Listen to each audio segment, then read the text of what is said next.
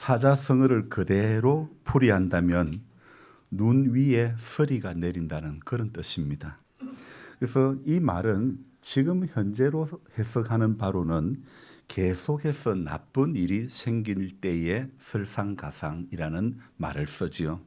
원래 이 말의 뜻은 눈 내린 곳에 서리가 더 내려봤자 별 차이가 없다는 그런 뜻이었는데, 그런 뜻으로 사용되어졌는데, 이 말이 나중에는 나쁜 일이 자꾸 겹침으로 변해지는 그렇게 해석이 되고 있는 겁니다. 자, 제가 왜 이런 말씀을 드리냐 하면 주일인데 눈까지 왔습니다. 주일은 나쁜 것은 아닌데, 하지만 목회자에게는 설교에 부담이 있는 날이 아닐 수가 없기에 제가 오늘 이런 표현을 서두에 하는 것입니다. 더욱이 말씀을 준비하는 시간이 매일 새벽 2시이다 보니까 오늘 중간에 한 3시경에 너무 졸려가지고 나와보니 눈이 오더라고요. 그래서 눈도 치워야 되고 묵상글을 적어가며 말씀을 이렇게 준비해야 하는데, 게다가 어제 새벽에도 제가 엄청 졸렸거든요. 어떻게 말씀을 준비를 했는지도 모르겠고, 오늘도 얼마나 졸리는지, 정말 글을 어떻게 적어야 될지도 모르겠고, 오는 것은 잠밖에 안 오는 거예요. 영감이 떠올라야 되는데 오는 것은 잠밖에 안 오는 것입니다. 그래서 주일인데 눈까지 오고 졸음까지 몰려오니 눈은 밀어야 하겠는데 시간은 없고, 오늘따라 설교 원고는 너무 안 적어지고 1시간 반이 흘러갈 동안에 겨우 A4지 한 장도 적지 못했던 그런 상황. 정말 이런 경우를 설상가상이라는 말을 하면 어울릴 것 같습니다. 눈 내리고 난 뒤 서리까지 내린다는 설상가상이라는 말의 원뜻은 별 차이가 없을지 몰라도 오늘 같은 날 저의 새벽에는 정말 설상가상이라고 말을 할 수밖에 없는 거죠. 게다가요, 2년 넘게 아프지 않았던 어깨가 한순간의 실수로 말미암아 다시 조금 아프기 시작했습니다. 교회 지붕 공사를 하던 중에 양손으로 이렇게 가슴 높이의 나무를 잡고 조심스럽게 천정 위를 걸어가는데, 약 한 80cm, 이 천장보다 80cm 정도의 높은 그 위에 있는 나무를 밟고 지나가는데 그만 나무가 부러지고 마는 거예요.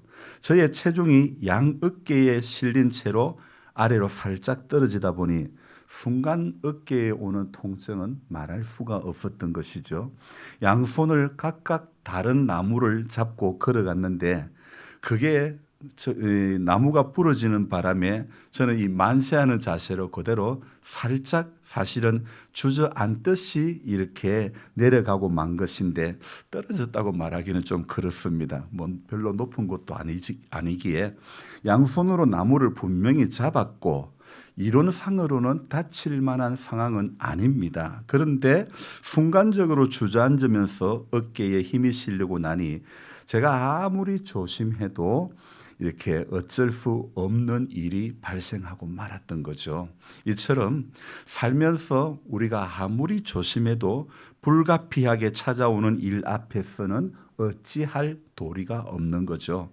기도하고 조심하고 또 조심하지만 원치 않는 일로 다치거나 문제가 생기는 경우는 종종 발생하는 것 같습니다. 조금 전 찬송을 하면서 이런 생각을 해보았습니다. 오늘 일기가 너무 급변하지 않습니까? 새벽에는 그렇게 막 눈이 내리더만은 지금은 너무 햇빛이 쨍쨍 내리쬐는, 그래서 정말 새벽의 일기 같아서는 오늘 낮에도 정말 눈이 제법 올 것 같았지만은 지금은 눈 내가 언제 내렸나 할 정도로 완전히 바뀐 그런 모습 아닙니까? 그러면서 제가 오늘 찬송 인도하면서 어떤 마음이 드냐면, 주일은 눈 오지 말게 기도 좀 해달라고 여러분에게 부탁을 하고 싶은 거예요. 여러분 할 수 있겠죠? 주일 새벽에는 눈 오더라도 주일 오후에 눈 오든지 그렇게 기도를 해야 될 것 같아요. 그래서 주일 새벽만은 좀 피했으면 좋겠다. 왜냐하면 주일은 A4지 7장을 이렇게 분량의 글을 적어야 되는데 이게 시간이 안 돼. 눈을 밀게 되면 오늘도 장애골도 갔다 오고 언덕골도 갔다 오고 저기 김재식 씨 살던 그 동네도 갔다 오고 또 우리 김일학 어르신이 염소 키우는 그 자리까지 갔다 오고 아침에 골고루 거의 다 갔다 온 것 같아요. 그러니까 시간적으로 너무 이렇게 바쁘지만은 그래도 만에 하나 일어날 수 있는 상황 때문에 안 밀 수가 없는 겁니다. 안 그래도 다 밀고 와서 보니 우리 윤 집사님 집 밑에 레카차가 와서 이렇게 경광등이 돌아가는 걸 보니까 저기 뭐가 또 사고가 났구나 생각해서 가봤더만은 우리 마을에 전 이장님 남편 되시는 분이 내려오다가 미끄러져서 좀 이렇게 사고가 났는 모양입니다. 차는 크게 파손되진 않았는데 그래서 원래 그 도로는 제가 눈을 이렇게 제설 작업을 하지 않는데 워낙 우리 마을 그 급커브 구간에는 제설차가 잘 오지도 않고 그래서 지난번 눈 내릴 때부터 저는 그 급커브 구간을 트랙터로 계속 제설 작업을 하고 있습니다. 혹시라도 있을 사고를 대비해서 그렇게 몇 번 밀고 나면 그래도 안전해질 수 있지 않을까 싶어서 도로는 제가 안 해도 되지만은 그래도 이것은 우리 마을에서 하지 않으면 결국 우리 마을에 계신 분들이나 우리 마을을 지나가시는 분들이 다칠 수 있겠구나 생각해서 하게 되는 것입니다. 그래서 이게 주일 걸리게 되니까 주일 눈 오니까 지난주도 주일 눈 오더만은 이번에도 주일 눈 오니까 이게 조금 당황스럽기도 한 것입니다. 그래서 여러분들이 주일날 새벽에는 눈 오지 않게 꼭 기도 좀 부탁드립니다. 그래서 제가 찬송 인도하면서 이거 정말 이건 부탁을 해야 되겠구나. 이런 기도 제목은 이거 별거 아닌 것 같아도 정말 기도 제목은 부탁을 해야 되겠구나. 이런 생각을 해보는 것입니다. 그래서 제가 원래 아팠던 어깨였지만 2년 동안 아프지 않았다는 것이 감사한 일이고 체중이 실렸기에 순간적으로는 극심한 통증을 이렇게 느꼈지만 그래도 지금은 통증이 덜하니 너무 감사한 것이죠. 그래서 사람이 해야 할 일 중에요. 그 무엇보다도 우선적인 일은요. 무엇일까요? 감사. 그 무엇보다도 가장 우리 가운데 우선적으로 되어져야 될 일은 저는 감사라고 생각합니다. 그런데 진정한 감사는요. 내가 원하는 어떤 조건이 충족되어질 때에 하는 감사가 진정한 감사가 아니라 내가 원하는 조건이 충족되어지지 않음에도 감사할 줄 아는 것이 진짜 감사인 줄로 믿습니다. 오늘 우리가 이제 예배 시간 가운데 헌금 시간도 있는데 그 가운데 감사 헌금을 준비한 손길들이 있을 터인데 이 감사 헌금도 마찬가지입니다. 만원, 2만원 액수보다 더 중요한 것은 마음으로 정말 감사하는 그 마음이 더 중요한 줄로 믿습니다. 사람이 감사하면 그 감사는요 하나님이 받으시는 것이고 사람이 불평하고 사람이 불만을 가지면 그 불평과 불만은 사단이 받고 사단과 사단의 하수인이 그 불평과 불만을 이용할 수 있다는 것을 우리는 기억해야 하는 것입니다. 그러니 불만을 가지고 살아가는 인생이기보다는 감사를 가지고 살아가는 인생이 되기를 우리는 소망해야 되는 것입니다. 사무엘하 이 20장 말씀, 이 20장은요 세바라는 사람의 반역에 대해서 기록하고 있는 그런 내용이 나옵니다. 먼저 세바라는 사람은요 이게 분열의 조짐이 있자 그 틈을 놓치지 않고 어떤 일을 하느냐, 사람들을 선동하기 시작하는 것입니다. 그래서 이 세바라는 사람이 선동을 하는데 이스라엘의 10지파를 자기 편으로 만들어 보려고 하는 것입니다. 안 그래도 10지파들 가운데는 불만이 많았었는데 그 불만이 속 시원하게 해소되지 못하고 있으니 세바라는 사람이 기회는 이때다 해서 10지파에 가지고 있는 그 불만 속에 이것을 이용해 가지고 자기 편으로 만들려고 하는 것입니다. 그래서 오늘 1절 시작하는 앞부분을 우리가 같이 한번 읽어볼까요? 마침 거기에 불량배 하나가 있으니 그의 이름은 세바인데 베냐민 사람 비거리의 아들이었더라. 자, 마침 거기에 불량배 하나가 있으니 그의 이름은 세바인데 오늘 이 20장 1절의 말씀, 이 말씀을 잘 이해하기 위해서는 19장 40절부터 43절의 말씀으로 돌아가야 이 20장 1절의 말씀, 20장의 상황이 잘 이해가 될 수 있습니다. 10지파가 왜 불만이 있었는지 알기 위해서 19장 40절 말씀부터 들어가서 보면 왕이 길갈로 건너오고 기맘도 함께 건너오니 온 유다 백성과 이스라엘 백성의 절반이 왕과 함께 건너니라. 자, 다윗이 요단강을 건널 때에 유다 백성과 이스라엘 백성이 나아오는 것입니다. 여기에서 이제 사람이 어떻게 나누어지냐면 압살롬의 반란을 지지하는 사람과 또 그로 인해서 어려움에 처한 다윗을 도운 사람들, 이렇게 두 부류로 나누어지는 것입니다. 그래서 이스라엘 백성들은 압살롬을 도운 유다 지파를 반역 세력으로 여기면서 자신들이 다윗에 대한 지분이 더 많다고 말하는 것입니다. 사실은 좀 부끄럽지 않습니까? 다윗이 아들의 반란으로 인해서 도망갈 때는 뭐 내몰라라 그러더만은 다시 돌아온다고 그러니까 더 이제 목소리를 내는 그런 비겁한 그런 모습이란 말입니다. 오늘 그 43절에 보면요, 이스라엘 사람이 유다 사람에게 대답하여 이르되 우리는 왕에 대하여 열 몫을 가졌으니 다윗에게 대하여 너희보다 더욱 관계가 있거늘 너희가 어찌하여 우리를 멸시하여 우리 왕을 모셔오는 일에 먼저 우리와 의논하지 아니하느냐 하나 유다 사람의 말이 이스라엘 사람의 말보다 더욱 강경하였더라. 이 40절에서 43절의 내용은요, 다윗이 요단을 건너는 일로 유다 지파와 이스라엘 10지파 간에 갈등이 생긴 것을 말하고 있는데요. 지금까지 다윗과 함께했던 10지파는 한때 다윗을 배신했던 유다 지파에게 열 몫을 주장하며 그들의 목소리를 지금 내고 있는 그런 모습이죠. 사실 지분을 따지는 것은요, 우리는 열 몫을 달라고 지분을 따지는 것은 하나님 나라의 방식이 결코 아닌 것입니다. 제가 어릴 적의 생각을 해보면 우스운 일인데, 저는 아버지가 큰 집이었고 그러다 보니까 제 사촌들이 할머니 집에 우리 집에 오게 되면 항상 하는 말이 우리 할매가 더 많이 된다. 큰 집이라고 사촌 동생들 보고 너희들 할매보다는 우리 할매가 더 많이 된다는 그런 어떤 지금 이 사무엘하 20장에 이 19장 말미에 나오는 유다 지파와 이스라엘 지파 10지파와 간의 어떤 그런 자기 몫을 이야기하듯이, 아니 똑같은 손주고 똑같은 할머니인데도 불구하고 장손이라고 제가 우리 할매가 더 많이 된다, 그런 어떤 어거지를 부렸던 적이 있었던데요.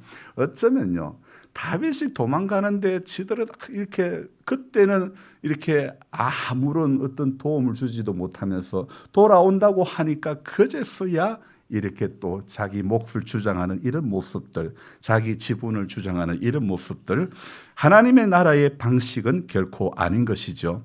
여러분, 세상은요, 가진 몫에 따라 상대적으로 힘을 더 갖는 것이 세상의 방식이 맞습니다. 하지만 하나님 나라에서는 몫에 상관없이 모두가 평등한 나라가 하나님의 나라인 줄로 믿습니다. 그러니까 하나님의 나라는 가진 자가 양보하고 덜 가진 자가 감사할 줄 아는 나라가 바로 하나님의 나라인 것입니다. 그래서 19장 말미에서 몫에 대한 불만이 있었던 열 지파에게 이 세바라는 인물이 나타나 이들의 이 불만을 딱 이용을 하는 것입니다. 그래서 1절 중간에 뭐라고요? 우리는 다윗과 나눌 분깃이 없으며 이새의 아들에게서 받을 유산이 우리에게 없도다. 이스라엘아 각각 장막으로 돌아가라 하매. 자, 이 말은요. 너희들이 아무리 다윗에게 충성을 다하고 마음을 다해도 결국에는 직접적인 혈육만 잘 된다는 그런 불만을 이용을 하는 것입니다.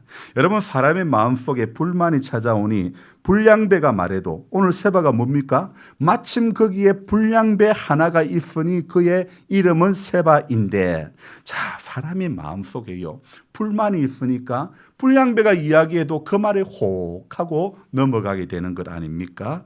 그 바로 반응을 보이고 마는 거 아닙니까? 그래서 불량배가 말해도 금방 귀에 쏙 하고 들어오는 것입니다. 어떨 때요? 사람의 마음에 불만이 있으니까 불량배가 말해도 그 말이 맞는 것처럼 딱 들어오는 거예요. 자, 2절 봅시다.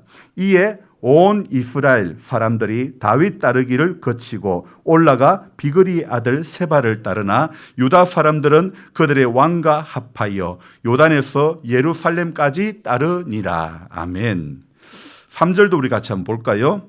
다윗이 예루살렘 본궁에 이르러 전에 머물러 왕궁을 지키게 한 후궁 10명을 잡아 별실에 가두고 먹을 것만 주고 그들에게 관계하지 아니하니 그들이 죽는 날까지 갇혀서 생갑으로 지내니라.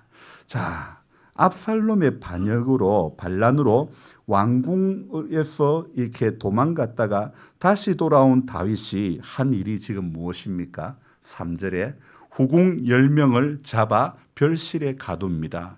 그 후로 그 후궁들은 어떻게 뭐로 지내요? 생과부로 지낸다고 이야기하고 있죠.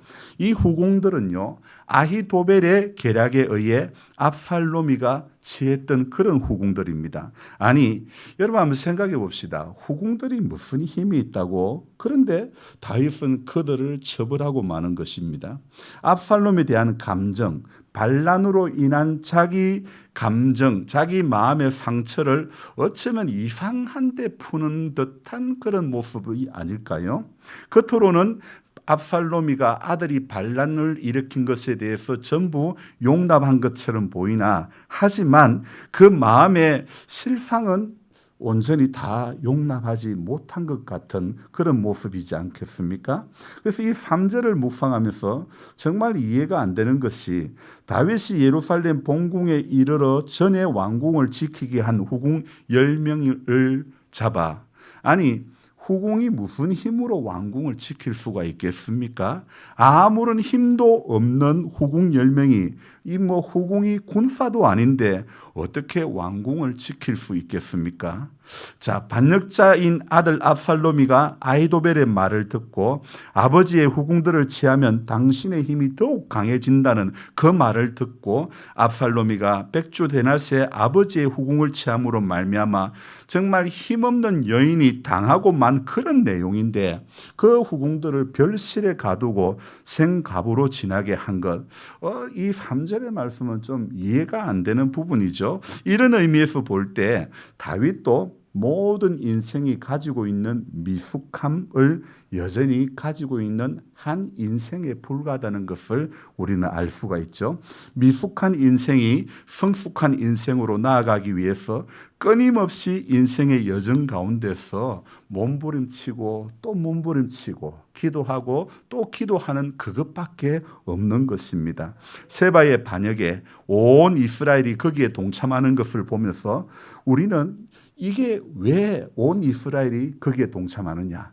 작은 불만이 해소가 되지 않으니까, 작은 불만이 해결이 되지 않으니까 그게 눈덩이처럼 불어나서 돌아오게 되는 그런 경우가 많다는 것을 알아야 되는 것입니다. 그러므로 무엇이 문제인지 민감하게 살펴볼 필요가 있는 거죠. 여러분요, 인생사의 갈등은요, 모든 갈등은요, 큰 것에서부터 시작되는 게 아닙니다.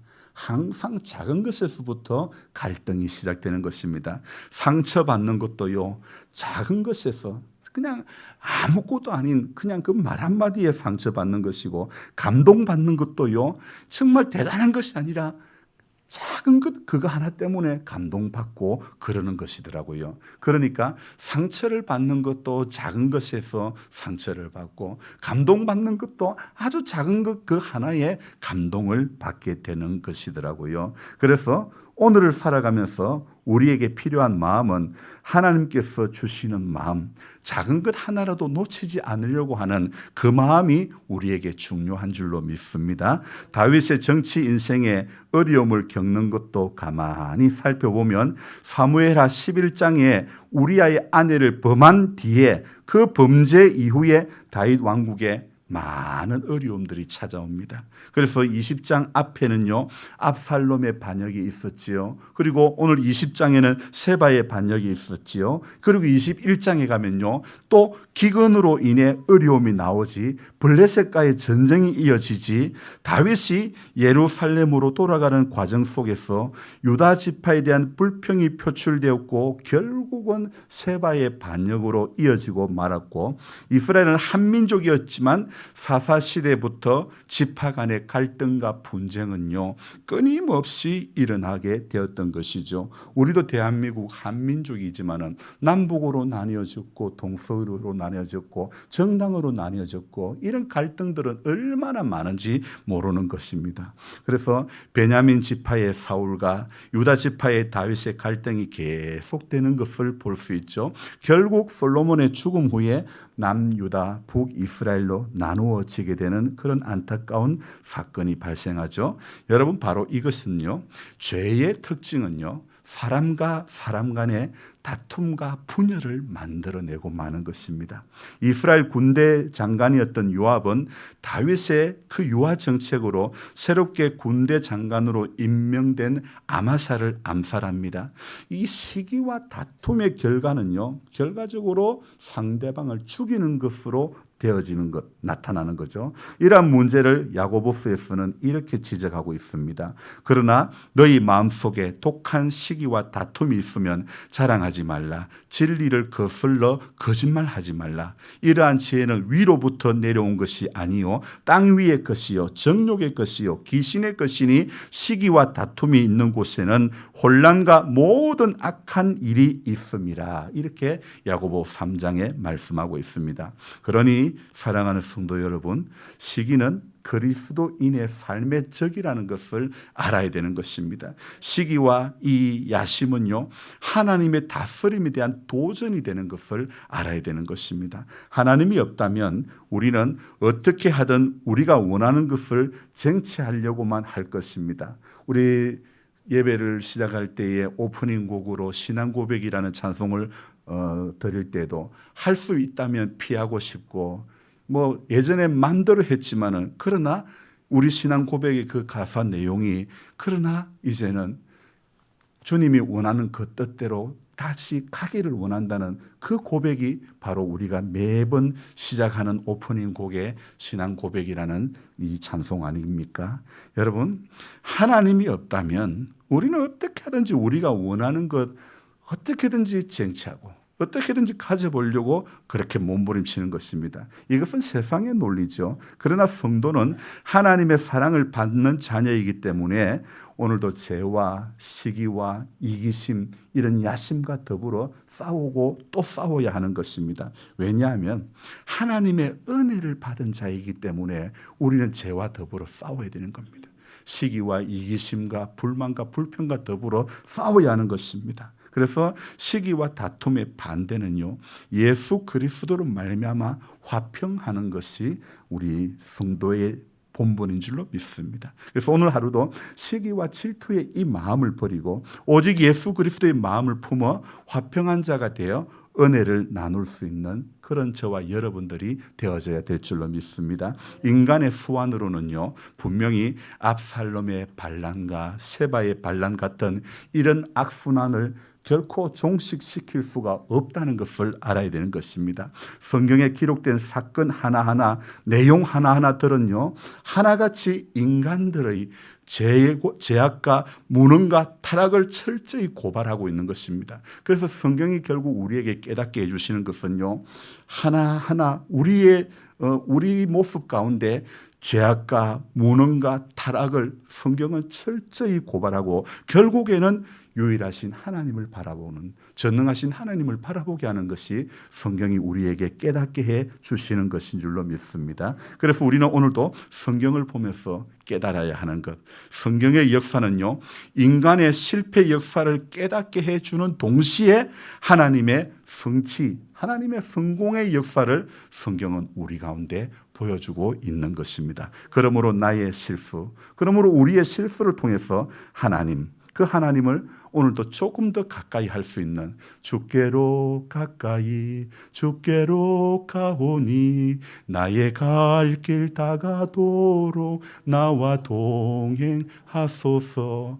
우리 반복된 죄악이 있고 실수가 있어도요, 오늘도 주께로 더 가까이 가는 그런 복된 하나님의 사람들이 되기를 주님의 이름으로 부탁합니다. 기도하겠습니다. 좋으신 하나님 아버지, 우리 하나님께서 새로운 이 사물을 허락해 주시고 이 사물의 첫 주일에 하나님을 경배하는 이 자리에 우리를 불러 앉혀주심을 감사드립니다. 하나님, 결국 성도는 성경을 통해서 깨달아야 할 것은 우리가 성경에 기록된 사건 하나하나가, 내용 하나하나가 하나같이 우리 사람의 죄악과 무능과 타락을 철저히 고발하고 있음을 우리가 깨닫기를 원합니다. 의인은 없나니 하나도 없다고. 하나님, 결국에는 우리가 걸음으로 말미암아, 깨달음으로 말미암아 전능하신 하나님, 유일하신 하나님 그 한 분만을 바라볼 수 있는 믿음의 성도들이 다 될 수 있도록 도와주시옵소서. 그래서 오늘도 성경을 보면서 깨닫기를 원합니다. 성경의 역사는 인간의 실패를 깨닫게 해주는 동시에 하나님의 성공하신, 하나님께서 승리하시는 그 역사들을 우리가 깨닫고, 하나님, 우리의 작은 실수를 통해서, 하나님, 우리의 연약함을 통해서 하나님 앞에 더 가까이 나아갈 수 있는 하나님의 사람들이 다 되게 도와주옵소서. 감사를 드리며 예수님의 이름으로 기도드리옵나이다. 아멘.